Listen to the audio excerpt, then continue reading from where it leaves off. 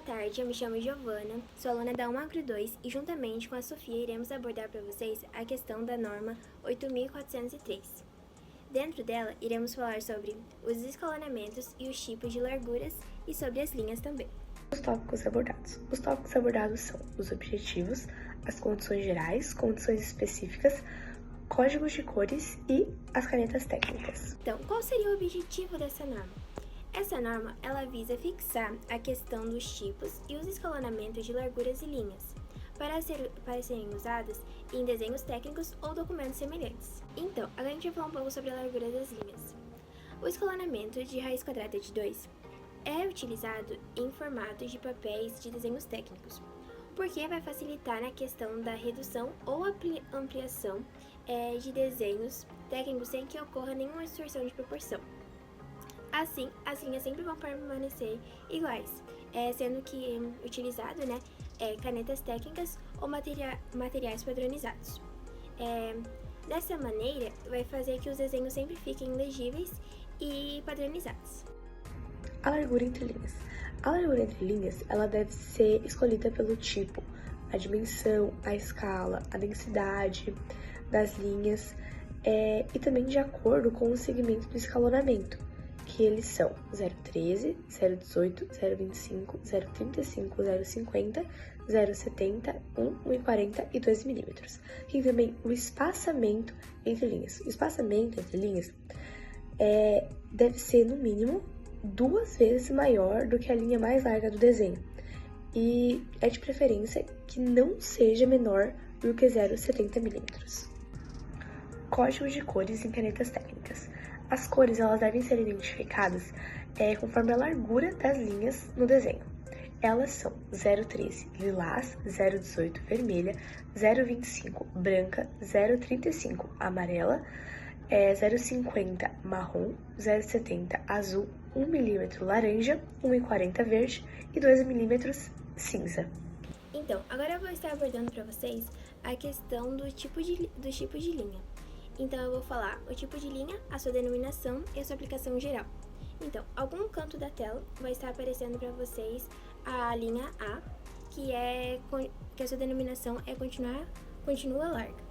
E a sua aplicação geral é A1, que são contornos visíveis, e A2, que são arestas visíveis. Então, a linha B, a sua denominação é linhas estreitas, e as suas aplicações gerais são a B1, que são linhas de interseções imaginárias, a B2, que são linhas de cotas, a B3, linhas auxiliares, a B4, linhas de chamada, a B5, linhas rachuras. Então, ao todo, as suas linhas vão até a B7, e eu vou estar citando para vocês as duas restantes, que são a B6, que são a B6, contornos de seções rebatidas na própria vista. E por último temos a B7, linhas de centro curtas. Linha C, a sua denominação é continua estreita a mão livre. E a sua aplicação geral diz que os limites de vista ou cortes parciais, depende de como você conhece, quando eles não coincidem com linha e ponto, eles devem ser indicados para que não ocorra nenhum tipo de confusão no desenho técnico. Assim, vai facilitar na questão da interpretação. Então, a linha D, a sua denominação continua estreita em zigue-zague. E a sua aplicação geral é D1, que ela vai ser esse tipo de linha, ele se destina-se a desenhos produzidos por máquinas. E nos tipos de linha, a gente tem a tracejada larga, a tracejada estreita, traço e ponto estreito, traço e ponto estreito, larga nas extremidades e na mudança de direção. Então, a linha J, a sua denominação é traço e ponto largo. E a sua aplicação geral são indicação de linhas ou superfícies de indicações especiais. Por último, temos a linha K, que a sua denominação é traço e 2 pontos estreita. A sua aplicação geral vai de K1 a K5, e são elas. A K1 são contornos de peças adjacentes. Também temos a K2, que são posição de limite de peças móveis. A K3, linhas de centro de gravidade. A K4, cantos antes da conformação. E por último temos a K5, detalhes situados antes do plano de corte. E após deixaremos um vídeo explicativo referente à norma 8.403, para fixar melhor o conteúdo, caso ainda reste alguma dúvida. E agradeço desde já a compreensão e a atenção por vocês estarem assistindo o nosso vídeo até agora. E fiquem com um vídeo explicativo.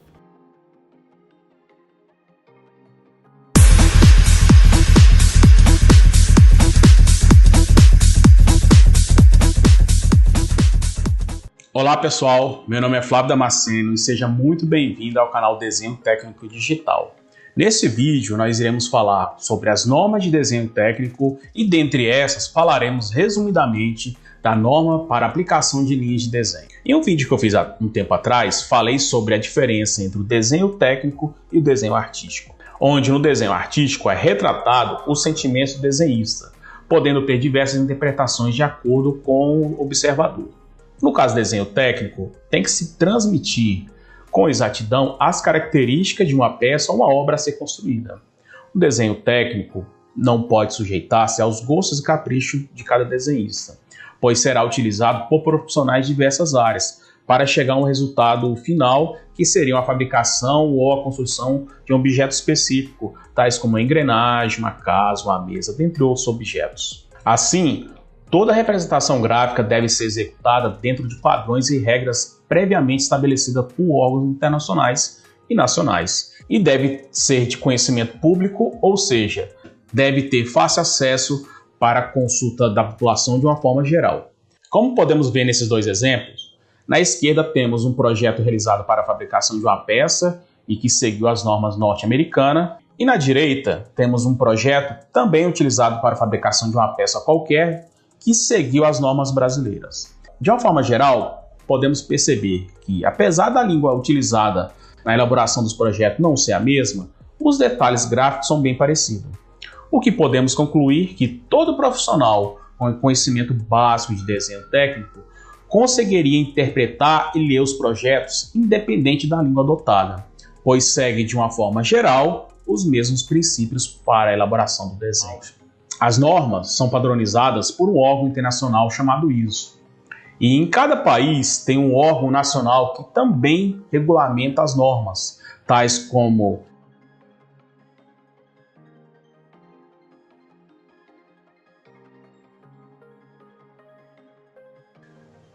a ASME, que é a Sociedade Americana de Engenharia Mecânica, a STM, que é a Sociedade Americana para Testes e Materiais, a BSI, que são normas britânicas, a DIN, que é o Instituto Alemão de Normatização, a JIS, que são normas da indústria japonesa, e no nosso caso, no caso do Brasil, a BNT, que é a Associação Brasileira de Normas Técnicas. Então, no caso do Brasil, as normas são sempre seguidas pelas letras NBR, que significa Normas Brasileiras Registradas. E o número significa uma norma específica. Conforme podemos observar por essa norma, que é destinada à execução de cotas em desenho técnico, temos a sigla ABNT, que representa uma norma brasileira, o número da norma, o título, a data e alguns detalhes resumidos, inclusive em inglês. As normas são discutidas e aprovadas por um órgão nacional, ou seja, a organização ISO cria as bases para elaborar os desenhos técnicos e essas são avaliadas pela ABNT aqui no Brasil para depois serem disponibilizadas ao público. Um ponto importante que deve ser lembrado é que as normas não têm força de lei, contudo, devem ser elaboradas por projetistas, pois são baseadas em pesquisas e testes, tendo como objetivo a unificação e a padronização dos desenhos. Apesar da seriedade que a ABNT estuda cada norma, existem profissionais que ainda preferem adotar padrões particulares, voltando assim às situações do século passado, quando cada um tinha convenções próprias e ninguém se entendia. Então, conforme já foi mencionado, o desenho técnico não pode sujeitar-se aos gostos e caprichos de cada desenhista, pois será utilizado por diversos profissionais. Assim, o desenho técnico tem que ser claro, objetivo e sem ambiguidade. Temos aqui exemplos dos diversos tipos de normas mais utilizados na elaboração de projetos. Nessa aula iremos apenas ver as normas básicas de desenho técnico, tais como a NBR 8402, a NBR 8403 e a NBR 10068. Não iremos ver as outras normas que estão à direita, pois precisamos dos conhecimentos para estudar as normas que são pré-requisitos para o desenho técnico. A primeira norma que iremos estudar é a NBR 8403, execução de linhas em desenho. As linhas são a base de qualquer desenho, e com a combinação entre as linhas de diferentes tipos e espessura, é possível descrever graficamente qualquer peça com grande riqueza de detalhe. Desse modo, o profissional com conhecimento básico de leitura e interpretação de desenho pode visualizar com precisão os detalhes da peça a ser representada. Assim, essa norma é muito importante para qualquer projetista que queira aprofundar seus conhecimentos no desenho técnico. Nós sempre teremos 3 espessuras de linha, a grossa, a média e a fina. A escolha da linha grossa ela é livre, só que a linha média deve ter a metade da espessura da linha grossa que eu escolhi. E a linha fina deverá ter, então, a metade da espessura da linha média. Conforme havia citado, a espessura da linha deve variar entre 0,13 até 2 mm, seguindo os valores padronizados pela norma. Para melhor entendimento, podemos citar um exemplo de um desenho feito numa escala natural, ou seja, aquele desenho feito num tamanho mais natural, um tamanho real. A norma diz que para fazer um desenho numa escala natural, a espessura da linha fina deve ser no mínimo 0,13 a 0,18 mm. Então, se começarmos a fazer um desenho com a linha de 0,5 mm de espessura, a linha média deverá ter uma espessura de 0,25 mm e a linha fina uma espessura de 0,13 mm.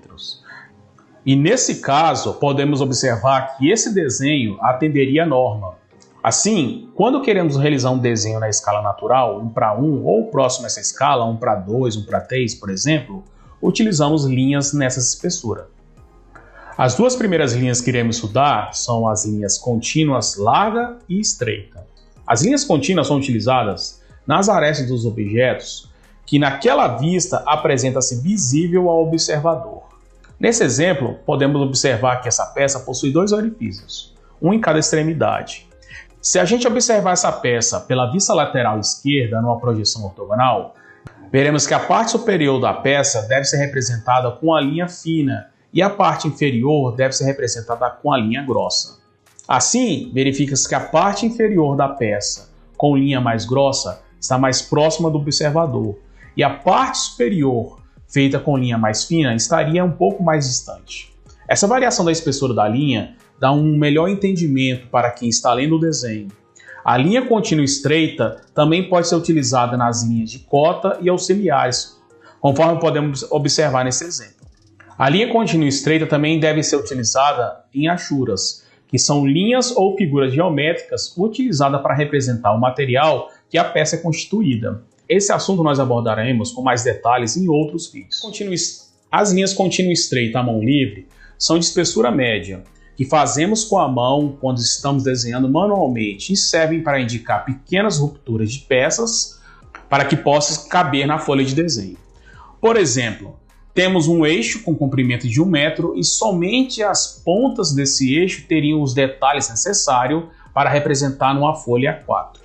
Assim, aplicamos as linhas de ruptura ocultando a parte central do eixo e apresentamos somente as extremidades da peça. As linhas contínuas estreitas também são utilizadas para indicar cortes parciais de uma peça. Aqui temos, por exemplo, uma peça onde necessitamos ver somente a parte do material que a peça é constituída. Então aplicamos um corte parcial e representamos por onde esse corte passou por meio de uma linha contínua estreita à mão livre. A linha contínua estreita em zigue-zague é uma linha utilizada para indicar rupturas longas. São linhas finas, com traço contínuo e com zigue-zague e servem para indicar rupturas e cortes parciais. As linhas tracejadas são utilizadas em arestas de objeto que naquela visão não se apresenta visível ao observador. E como o observador sabe que esses contornos existem, eles deverão ser representados por meio de linhas de projeção. Então, conforme podemos observar por essa figura, existem 2 orifícios, que pela vista lateral esquerda iremos representá-los por meio de linhas tracejadas, por se tratar de projeções. A linha traço e ponto estreito são linhas que posicionam o centro de furos ou detalhes com simetria.